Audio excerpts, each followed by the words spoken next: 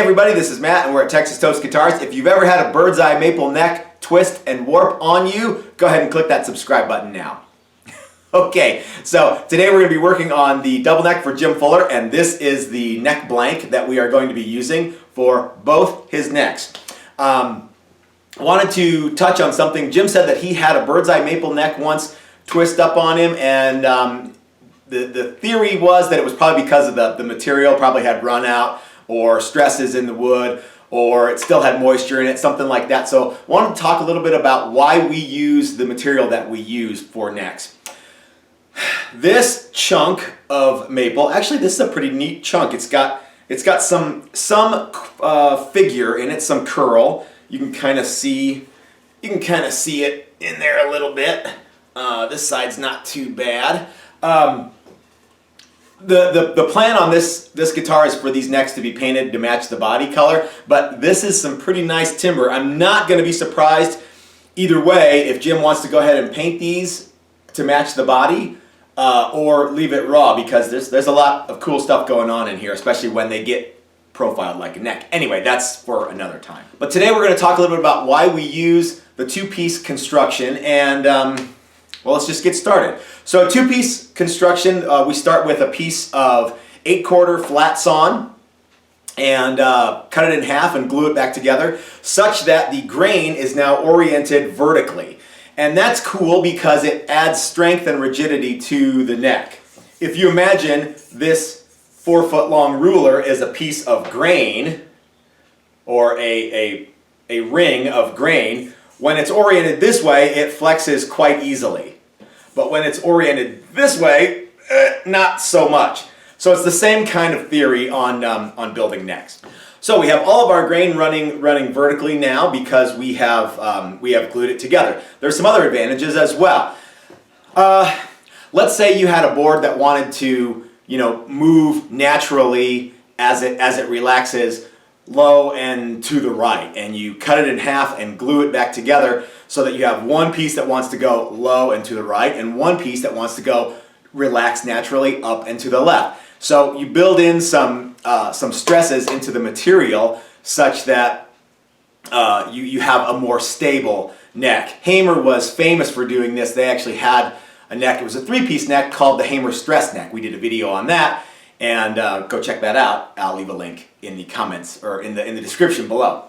Another cool thing about using 8/4 lumber glued together is, if you imagine if you had like a piece of 12/4 material that was oriented properly, grain going this way, nice straight, no run out.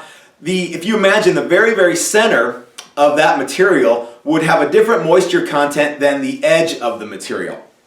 Well, when we start using 8/4 maple, now the center has the exact same moisture content as the ends because it was allowed to dry in a thinner state. So by using 8/4 maple and gluing it together, we get the most stable neck that we can get with the least amount of boards we can use. So we could have used 12/4 maple, and that would have been fine, but not quite as good as going with 2 pieces. We could have used 3 pieces, but I don't know. I think that 2 pieces looks cooler. You have one nice center line, so I think that's classy, and we always try to keep it classy. So this is the neck blank for Jim. Oh, for those of you who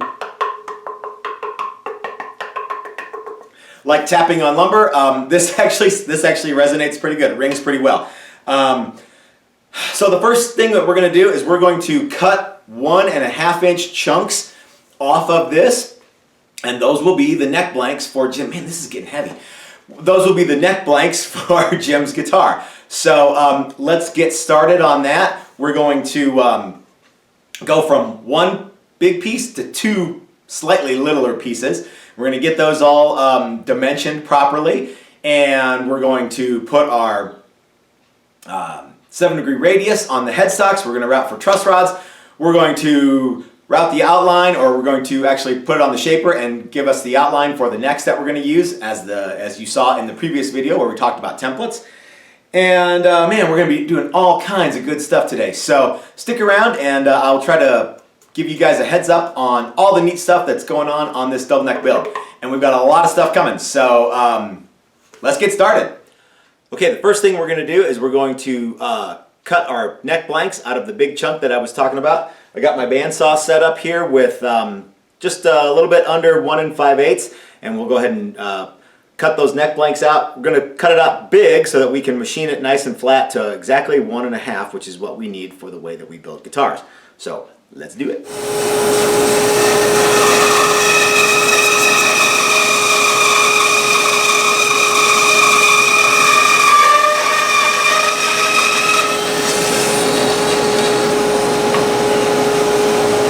Now we've got our neck blanks more or less rough cut, and what we're going to do now is we're going to dimension these to 1 1/2 inches thick. We're going to do that on the thickness sander.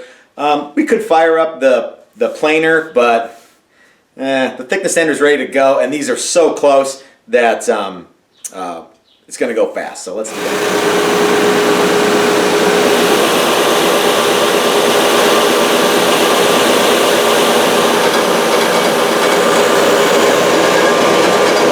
All right, our necks are the proper thickness, 1 1/2 inch, and I've got our templates laid out on each.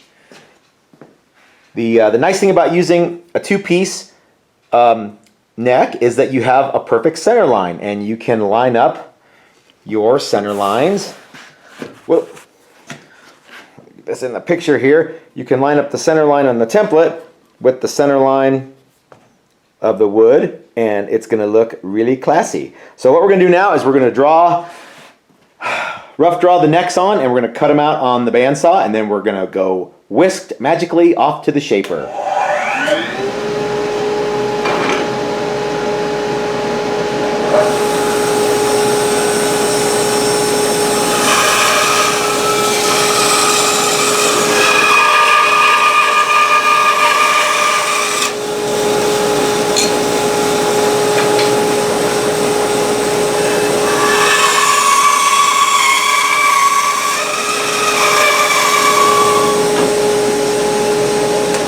And here we have our rough cutout necks.